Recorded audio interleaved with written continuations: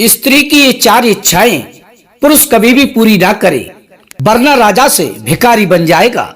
जय श्री कृष्ण। प्रिय दर्शक बंधुओं, स्वागत है आप सभी दर्शकों का आपके अपने चैनल दर्पण ज्ञान गागर यूट्यूब चैनल में।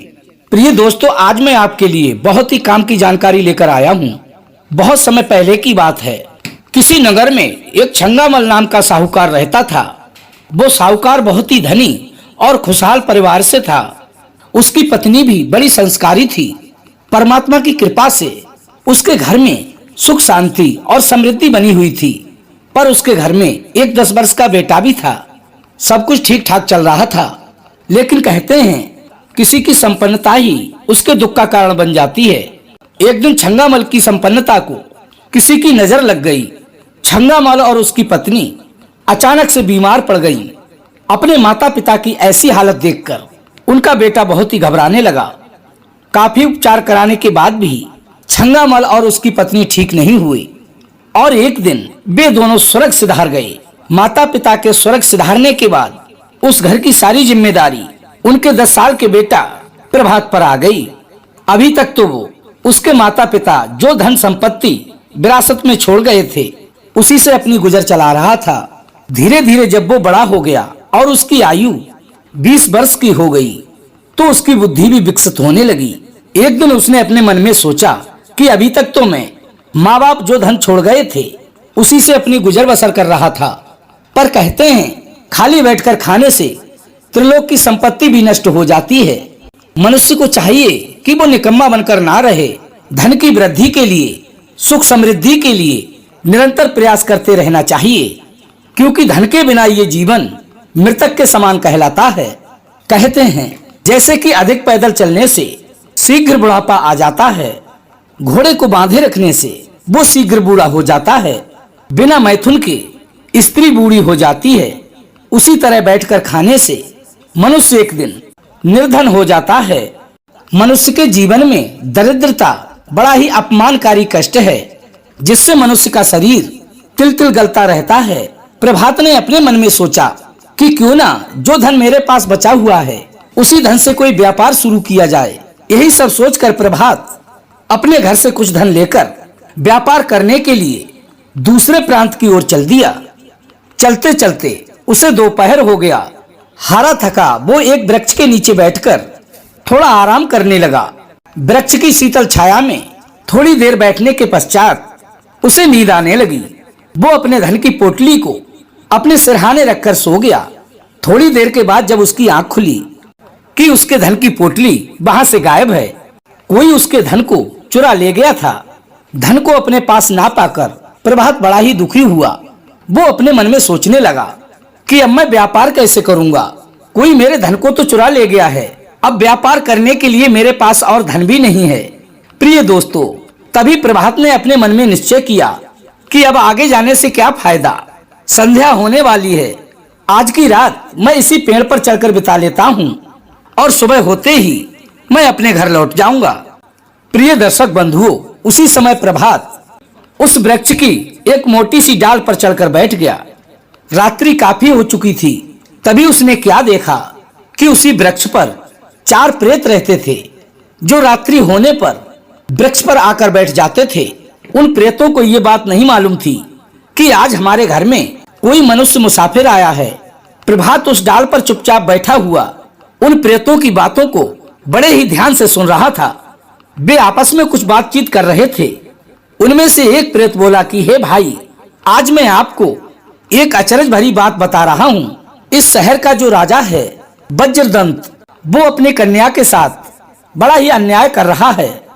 उसकी कन्या वज्रविंदा बड़ी ही रूपवान और कम आयु की है, लेकिन वो उस कन्या का विवाह एक बूढ़े राजा के साथ कर रहा है। वज्रविंदा ये जानती है कि उसका विवाह एक बूढ़े व्यक्ति के साथ करके उसका पिता उसके साथ अधर्म कर रहा है।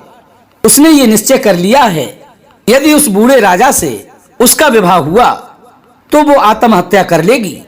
तभी दूसरा प्रेत बोला कि हे भाई, मुझे तो लग रहा है कि राजा वज्रदंत की बेटी की इधर से डोली जाएगी और उधर से उसकी अर्थी आएगी। तीसरा प्रेत बोला ये तो बड़ा ही अन्याय हो रहा है। यदि ऐसे अधर्मी पिता बेटियों को मिलें तो बेटियां अधिक दिन तक नहीं जी पाएंगी। चौथा प्रेत बोला कि हे भाइयों, यदि ऐसी बात है तो हमें उस कन्या की सहायता अवश्य ही करनी चाहिए। एक बात को ध्यान से सोचो कि मनुष्य योनि में हमने ना जाने कितने पाप किए थे और उन्हीं पापों के कारण आज हम सभी प्रेत बने हैं। यदि हमने ये पुण्य का कार्य कर दिया तो हो सकता है हमें प्रेत योनि से मुक्ति मिल जाए। फिर उनमें से पहले वाला प्रेत कहता है, हे भाई, आप कह तो ठीक रहे हो, पर हम उसकी मदद करेंगे कैसे? हमारे पास तो हमारा शरीर ही नहीं है, हम तो अनंग हैं। लेकिन हाँ, अगर किसी मनुष्य का हमें साथ मिल जाए तो हम उस राजकुमारी की सहायता अवश्य ही कर सकते हैं। पर कोई भी मनुष्य इस जंगल में आएगा ही क्यों? प्रिय दोस्तों, उधर प्रभात डाल पर बैठा हुआ उन प्रेतों की सारी बातों को बड़े ही ध्यान से सुन रहा था। प्रेतों के मुख से राजकुमारी की सुंदरता की बात सुनकर प्रभात के मन में राजकुमारी के प्रति सहानुभूति उत्पन्न हो गई। प्रभात उसी क्षण उन प्रेतों को आवाज लगाते हुए बोला कि हे प्रेतों, मैंने तुम्हारी सारी बातों को सुन लिया है। तुम उस राजकुमारी की मदद करना चाहते हो। तुमने अभी अभी कहा कि तुम्हें किसी प्रकार यदि मनुष्य की सहायता मिल जाए, क्योंकि तुम शरीरहीन हो। मैं भी ये चाहता हूँ कि तुम राजकुमारी की किसी प्रकार मदद करो। मनुष्य से तुम्हें क्या सहायता चाहिए, मैं तुम्हारा सहयोग करने के लिए तैयार हूँ। प्रिय दोस्तों, उस प्रभात की बात को सुनकर वो प्रेत कहने लगे कि हे मानव, तुम्हारी सहायता से हम निश्चित ही राजकुमारी बंजर बिंदा की सहायता कर सकते हैं। लेकिन तुम्हें हमारी एक बात ध्यान रखनी होगी, चाहे कुछ भी हो जाए, तुम किसी को भी हमारे बारे में नहीं बताओगे। यदि तुमने हमारे बारे में किसी को भी बताया तो ध्यान रखना, उसी क्षण राजकुमारी की मृत्यु हो जाएगी और उस पाप के भागीदार तुम बनोगे। तभी प्रभात उन चारों प्रेतों से कहता है कि हे प्रेतों, मैं तुम्हें इस बात का वचन देता हूँ कि तुम्हारे बारे में मैं किसी से भी चर्चा नहीं करूंगा। अब तुम जैसे भी हो उस राजकुमारी की सहायता करो। प्रिय दोस्तों, अब तो उस प्रभात की बात सुनकर प्रेतों ने अपनी मायावी विद्या से उस प्रभात को बहुत ही सुंदर राजकुमार बना दिया। उसके बाद 5 उड़ने वाले घोड़े मंगाए। एक घोड़े पर तो प्रभात सवार हो गया, बाकी के 4 घोड़ों पर वे चारों प्रेत सवार हो गए। फिर क्या था, वे 5 आकाश मार्ग से उड़ते हुए राजकुमारी बज्र बिंदा के महल में पहुंच गए। चारों प्रेत राजकुमारी की चित्रसारी अटारी के ऊपर रुक गए और राजकुमार प्रभात राजकुमारी के महल में दाखिल हो गया। प्रिय दोस्तों, वो राजकुमारी एक राजकुमार को अपने कक्ष में आया देखकर अत्यंत डर गई और अपने मन में सोचने लगी कि बाहर तो हमारे सैनिक पहरेदारी कर रहे हैं, फिर ये राजकुमार हमारे कक्ष में कैसे आ गया? तभी राजकुमारी ने डरते हुए पूछा कि हे नौजवान, तुम कौन हो और हमारे महल में किस प्रकार आ गए? तभी राजकुमार वेश में वो प्रभात कहता है कि हे राजकुमारी, तुम्हें मुझसे डरने की कोई भी आवश्यकता नहीं है। मैं तुम्हारा शत्रु नहीं बल्कि तुम्हारा शुभचिंतक हूँ। मैं तुम्हारी सहायता करने को आया हूँ। मुझे सारी बात मालूम है कि तुम्हारा पिता बड़ा ही दुष्ट है। वो तुम्हारा विवाह एक वृद्ध व्यक्ति के साथ कर रहा है और मुझे ये भी मालूम है कि ये विवाह तुम्हारी मर्जी के विरुद्ध हो रहा है। तुम नहीं चाहती हो कि तुम्हारा विवाह उस बूढ़े राजा से हो। मैं ये भी जानता हूँ कि तुमने अपनी आत्महत्या करने का प्रण भी ले लिया है, इसलिए मैं तुम्हारे प्राणों को बचाने आया हूँ। प्रिय दर्शक बंधुओं, उस राजकुमार की बात सुनकर राजकुमारी बज्र बिंदा को कुछ शांति प्राप्त हुई, अर्थात कुछ तसल्ली मिली। वो राजकुमार की सुंदर छवि पर मोहित हो गई। तभी प्रभात ने राजकुमारी को अपने साथ चलने को कहा और राजकुमारी ने प्रभात का प्रस्ताव स्वीकार कर लिया। राजकुमार प्रभात के साथ घोड़े पर बैठकर राजकुमारी बज्रबिंदा अपने महल को त्याग कर चली आई। राजकुमार प्रभात उन प्रेतों के साथ उसी वृक्ष के पास आया।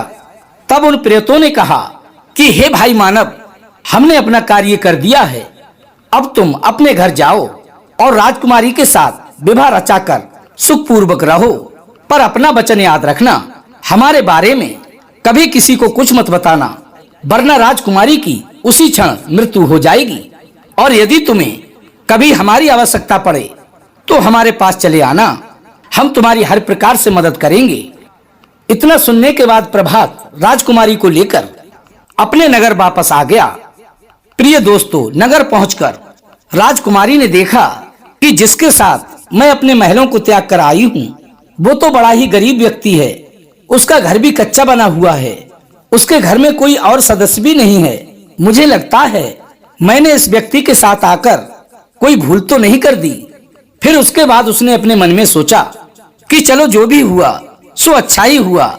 यदि मैं अपने घर से यहाँ नहीं आती तो मेरा पिता मेरा विवाह एक बूढ़े व्यक्ति के साथ कर देता। फिर तो पूरे जीवन भर रोना ही रोना था। यही सोचकर राजकुमारी वज्रबिंदा ने प्रभात के साथ विवाह कर लिया और उसके साथ सुख पूर्वक रहने लगी। धीरे धीरे समय व्यतीत होता गया। एक दिन राजकुमारी वज्रबिंदा अपने घर में बैठी हुई थी। उसे अपने पिता के घर की बहुत याद आ रही थी। अपने पिता के घर की बातों को सोचकर वो बहुत ही उदास हो गई और अपने मन में सोचने लगी, यदि मेरा पिता मेरा विवाह किसी बूढ़े व्यक्ति के साथ नहीं करता तो मैं भी किसी राजमहल में होती, ये गरीबी का जीवन नहीं जीती होती। राजकुमारी को उदास देखकर प्रभात समझ गया कि आज उसकी पत्नी किस लिए उदास है। ये तो राजमहलों में पलकर बड़ी हुई है, इसीलिए इसे अपने महलों की याद आ रही होगी। मेरे पास राजसी सुख तो नहीं है, लेकिन मैं वो राजसी सुख इसको कहां से लाऊं। वो ऐसा सोच ही रहा था कि अचानक उसे उन प्रेतों की याद हो आई और वो अपने मन में सोचने लगा कि उन प्रेतों ने चलते समय मुझसे ये कहा था कि यदि कभी भी विपत्ति आ जाए तो तुम हमारे पास चले आना। आज वो समय आ गया है जहां उसकी मुलाकात उन प्रेतों से हुई थी। वहां उसने पहुंचकर उन प्रेतों को याद किया।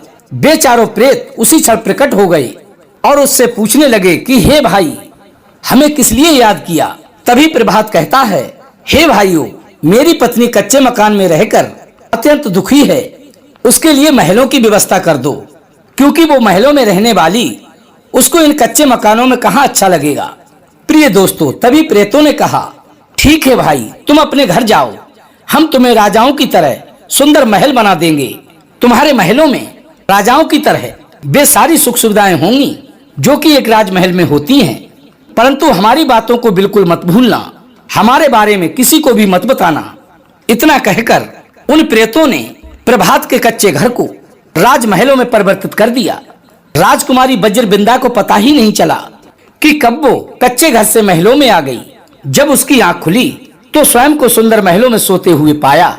इतना सारा वैभव देखकर राजकुमारी दंग रह गई। वो अपने मन में सोचने लगी, एक ही रात में ये सब कैसे बदल गया। तब उसने अपने पति प्रभात से इस रहस्य को जानना चाहा। प्रभात इस बात को जानता था कि मुझे प्रेतों ने ये बात बताने को मना किया है, इन सब बातों को बताने के लिए मना किया है कि वो उनके बारे में किसी को भी ना बताए। प्रभात ने उस दिन अपनी पत्नी की बातों को अनसुना कर दिया, लेकिन राजकुमारी ने अपने मन में जिद ठान ली थी कि जब तक वो इस रहस्य को नहीं बताएगा तब तक वो अन्न जल ग्रहण नहीं करेगी। प्रिय दर्शक बंधुओं, प्रभात ने उसे बहुत समझाने का प्रयास किया कि देखो, तुम्हारी ये जिद बिल्कुल भी ठीक नहीं है, लेकिन उसकी पत्नी ने उसकी एक ना सुनी। वो तो बस ये पूछने पर तुली हुई थी कि मुझे इस रहस्य को जरूर बताओ कि एक रात में कच्चा घर महलों में कैसे परिवर्तित हो गया। अब तो प्रिय बंधुओं, उसने कई दिन से भोजन नहीं किया। ये सब जानने के लिए प्रिय दोस्तों, उसने कई दिन तक भोजन नहीं किया। प्रभात ने देखा कि पत्नी की खुशी से बढ़कर कोई भी खुशी नहीं है। यदि ये मर गई तो फिर मैं क्या करूंगा। इसलिए उसने उस रहस्य को अपनी पत्नी के सामने बताने से मना कर दिया। लेकिन प्रिय मित्रों, कहते हैं कि बालहट और त्रियाहट ये बहुत बुरी बलाएं होती हैं। जब राजकुमारी ने उस रहस्य को जानने की अधिक ही इच्छा जाहिर की और आत्महत्या करने की धमकी दी तो प्रभात ने वो सारा रहस्य उसको बता दिया कि मेरी बात को ध्यान से सुनो। 4 प्रेतों की सहायता से मैं तुम्हारे पिता के घर से तुम्हें लाया था और उन्हीं ने ये महल बनाए हैं। अब क्या था प्रिय दोस्तों, प्रेतों का नाम लेते ही राजकुमारी वज्रबिंदा का देहांत हो गया। वे राजसी महल फिर से कच्चे घर में तब्दील हो गई। सब कुछ पहले की तरह हो गया। अब वो फिर से गरीब हो चुका था। ये सब देखकर प्रभात बड़ा ही दुखी हुआ। वो अपने मन में सोचने लगा, इससे अच्छा तो मैं इस रहस्य को रहस्य ही रहने देता तो ही ठीक था। प्रिय दोस्तों, इसीलिए कहते हैं कभी कभी स्त्री हट बहुत ही दुखदायी होती है। प्रिय मित्रों, इन 4 बातों को सदैव ही याद रखना। आप अपने जीवन में कभी भी दुखी नहीं रहोगे। पहली बात, जिस हट से पति के प्राण संकट में पड़ जाएं, उसका मान अपमान हो जाए, ऐसी स्त्री हट पुरुष को कभी भी पूरी नहीं करनी चाहिए। नंबर 2, जिस हट से कुल का विनाश होता हो, किसी की जान जाती हो, परिवार के सदस्यों से शत्रुता बनती हो, तो ऐसा हट कभी भी पूरा नहीं करना चाहिए। तीसरी बात, जिस हट से आपकी यश कीर्ति नष्ट होती हो, आप पर कलंक लगता हो, ऐसा हट कभी भी पूरा ना करें। चौथी बात, जिस हट के कारण धर्म का उल्लंघन होता हो और शत्रु के आगे सिर झुकाना पड़ता हो, पत्नी का चरित्र बिगड़ता हो, बेटा बेटी कुमार्ग पर जाते हों, सिर पर व्यर्थ का कर्जा चढ़ता हो, ऐसा हट कभी भी पूरा ना करें। प्रिय दर्शक बंधुओं, कैसी लगी आज की हमारी ये कहानी? यदि अच्छी लगी हो तो वीडियो को लाइक करें, चैनल को सब्सक्राइब कर लें, अच्छे कमेंट करें, हो सके तो अपने सगे संबंधियों व मित्रों तक वीडियो को शेयर अवश्य करें। प्रिय दोस्तों, फिर मिलेंगे इसी प्रकार की ज्ञानवर्धक चर्चा के साथ। इसी के साथ प्रिय दोस्तों, राधे राधे, जय श्री कृष्णा।